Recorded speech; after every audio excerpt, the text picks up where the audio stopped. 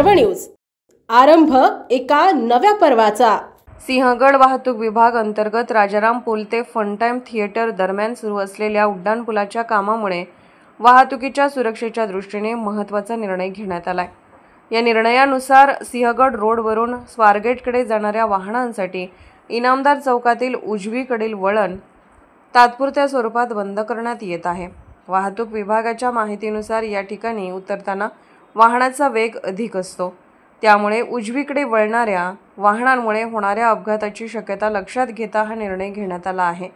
पर्यायी मार्ग वाहन चालकांनी राजाराम पूल चौकात यू-टर्न घेऊन आपल्या इच्छित स्थळी जावे असे निर्देश वाहतूक विभागाकडून देण्यात आले आहेत। नागरिकांनी या निर्णयावर आपले अभिप्राय व हरकती 4 ऑगस्ट ते 20 ऑगस्ट 2025 या कालावधीत लेखी स्वरूपात पोलीस उप-आयुक्त वाहतूक नियंत्रण शाखा येरवडा पुणे येथे सादर कराव्यात। नागरिकांच्या सूचनांचा विचार करून अंतिम आदेश घेतला जाईल। अत्यावश्यक सेवेतील वाहने या आदेशातून वगळण्यात येतील।